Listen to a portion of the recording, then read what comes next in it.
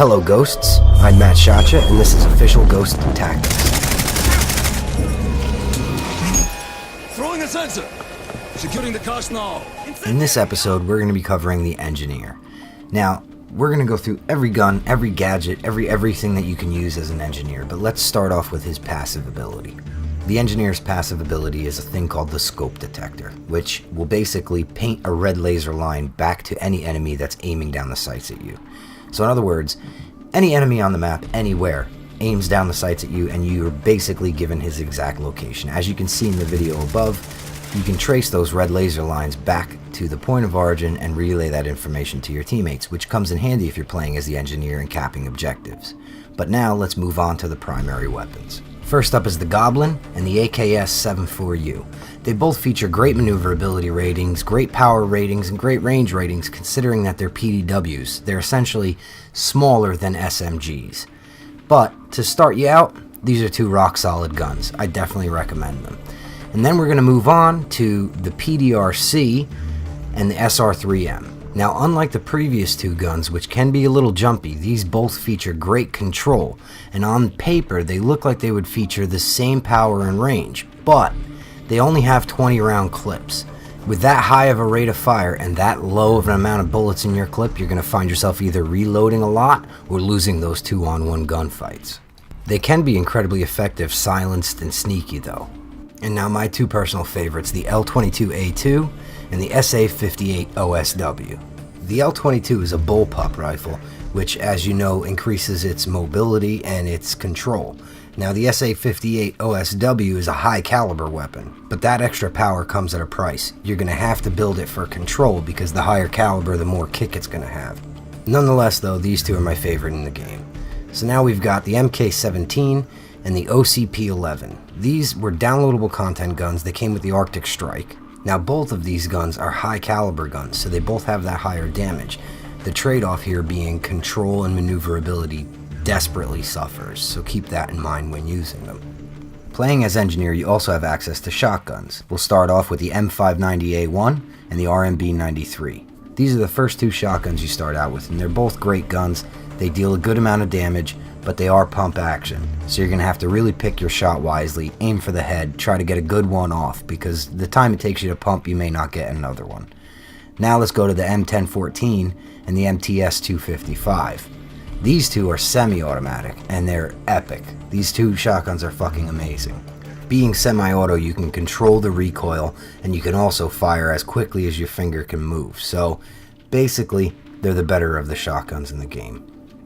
Now we've got the M12 and the Saiga 12. I'm not really sure if I'm saying Saiga right, but yeah, Saiga 12. These are two fully automatic shotguns, and I know what you're thinking, fully automatic shotguns, oh, they must be beast.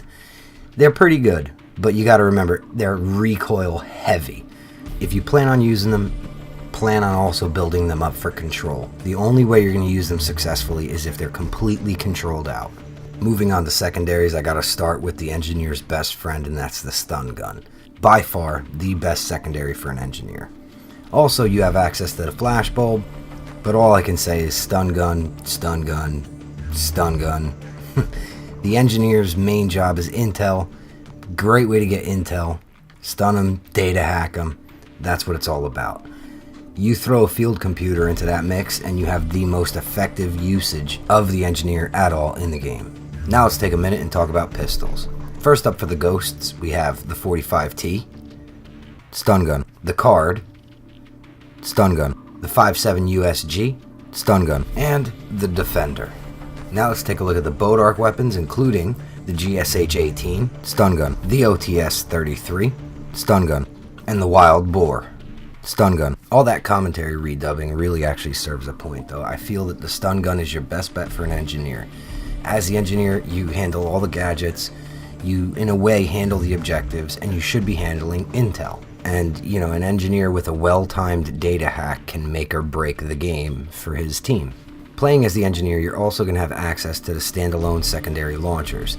I'll go more into detail on those in the Advanced Engineer episode. Their best uses are more for things like smoking out objectives or using the EMP launcher to take out enemy equipment. Now let's talk about the 4 types of grenades that are available to the Engineer, starting with the intel sensor, the radar tagging decoy, the smoke grenade, which is a common grenade in most shooters, and the EMP grenade. Now whenever I play a shooter, I try to make sure that I carry the equipment that no other class can carry. So in this case, that would be the sensor grenade and the decoy. The EMP grenade has its purposes, and we'll get more into it on the advanced engineer, as well as the tactical purposes of the smoke grenade. But for this episode, let's talk about the sensor and the decoy. The decoy is going to tell the enemy on their radar and everything that there's somebody there, even though there isn't. The sensor is going to give your team intel, which, as I've said before, is the engineer's #1 job. It's his best purpose on the team. But now it's time for the fun stuff, and that's the equipment. We're going to start up with the field computer, which enables faster hacking of stunned enemies and objectives. It literally does just that. You don't have to enable it or anything, just have it equipped. Now, if you mix in a field computer and a stun gun, now you've got that class that's building up to be the objective capper and the data hacker. And if you take it one step further and mix in a sensor grenade, you're just an intel gathering machine. That brings us to the UAV, Unmanned Aerial Vehicle. The UAV in this game does essentially what it does in every other game. It'll mark enemy targets for your team. Now the difference is, this one you actually pilot. You don't just put it up and then you have a UAV, you have to pilot it and find the enemies. And you'll see right there on the screen, you mark them in red for your teammates to go and track them down. Now obviously this is a huge help to your team, especially when it's used by a guy who has good understanding of the maps, and if he doesn't get a lock on an enemy, he can at least make the call outs to the team and relay that information to them. But you gotta remember, piloting the UAV does remove you from the fight. Since they're so similar, I'm gonna jump ahead to the UCAV, the UCAV, or Unmanned Combat Aerial Vehicle, which is basically the same as the UAV with the exception that you can't mark enemies. You can, however, fire grenades and EMP grenades at them, hence the combat in Unmanned Combat Aerial Vehicle. Now remember, something good to know about this vehicle is, yeah, the grenades are great, they're slightly less powerful than regular grenades in the game, but the EMP grenades, as we've covered already in Official Ghost Tactics, they will interrupt a data hack. So if you hear that one of your teammates is being hacked, you can fly your little UCAV over there and EMP the hacker. Up next, we're going to take a look at the sentry gun, which is a deployable, computer-controlled automated turret. Now, it works like any other turret in any other game. It'll defend an objective, it can defend a choke point, however you want, wherever you choose to set it up. There is one interesting thing about the sentry guns in this game, though. They're the only reliable way to shoot down UAVs. Now, sure, you can fire on the enemy UAVs with your primary weapon or a launcher of some sort, but you may miss, you may waste your bullets, you may call attention to yourself. The sentry gun, if you put it down, once the UAV gets in range, it'll lock onto it and take it out. It's a great way to take them down. I'd say the most effective way. So now let's talk about the jammer. Now this jammer in Ghost Recon is a little different than the jammer in other games. In other games, you put the jammer down, it jams the enemy if they get too close to it. This one jams the device within a certain range. So now you'll notice on my screen, I put the jammer down. It says jammer on my screen, meaning I'm in range of it. Once I step out of range of it, it goes away. Now I can be detected.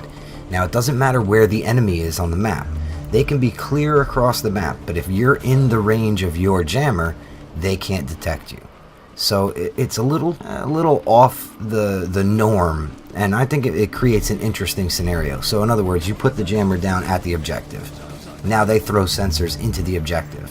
If you're outside of the jammer's range, that sensor is going to detect you, but if you stay close enough to the jammer, it'll never detect you. They won't get any intel on you, even if they're all the way back at their spawn. So it creates a new element. Now you also have access to the med kit and the intel camera. I'm not really going to bother going too in-depth on these because at rank 4, which is essentially just a couple of multiplayer matches, you're going to unlock a decision point for the field computer or UAV. And honestly, from that point on, these two are pretty much obsolete. You're going to want to go with an intel device for this class. Now we're going to briefly talk about the engineer's decision points, starting with rank 4 and rank 16. Right away at rank 4, you get to pick between the field computer, which will assist you in hacking, and the UAV, which we talked about earlier. And at rank 16, you have a choice between the decoy and the dragon's breath. Then at rank 28, you have a choice between slugs and the jammer. And at rank 40, you have the big one, the sentry gun or the UCAV. Now, although you can undo all this with a respec token, you're going to want to decide your playstyle and set out what kind of a kit you plan to build. That way, when you make your decisions, they all work together. Now we're going to talk about the weapon decision points. They come at rank 20 and rank 32. Now, in my opinion, this is no decision at all. You can end up with a really great shotgun and a really great PDW out of this trade without ever having to use a 2-for-1 token. Just grab yourself the semi-automatic M10 and MTFs, and grab yourself the L22 and the SA58 OSW. Done. But of course, that's just my opinion, and you're going to want to try and tinker around with a lot of different guns. Luckily, you can use your respec tokens and mess around until you find what fits. Now, I'm going to mix it up a little bit here, and instead of suggesting some custom kits, I'm going to just throw a couple of pieces of equipment at you that seem to fit. The stun gun and the field computer are the obvious first two. Stun them with the stun gun, data hack them with the field computer. You can also capture the objectives quicker, so it's just an all-around good fit. Now, for a little bit of fun and some giggles, try the decoy with the sentry turret. Throw the decoy down, back up a few feet, put the sentry turret down, and watch the guys walk around the corner and slam right into that thing. I'm telling you, it's some funny shit, you'll love it. Also, you can use the smoke grenade with the jammer. This way, you can throw the smoke grenade and the jammer down. They don't realize they're being jammed. All they know is their sensors are going in, there's nobody in the smoke cloud, and you'll be waiting. Just remember, everything with the engineer goes back to one thing, and that's knowing your role on the team. As the engineer, intel and objectives should always be your top priority. You're better equipped for it than any of the other classes in the game, and you can really make yourself an asset to your team. And as always, there's a ton more I could say about the engineer, but we're going to save that for the advanced engineer episode. So for now, that's going to do it for official Ghost Tactics. I'm Mattshotcha, and remember, you can stay tuned to my YouTube channel or Ghost Recon Network under the Ghost Tactics section for more official Ghost Tactics with Mattshotcha. Sensor deployed.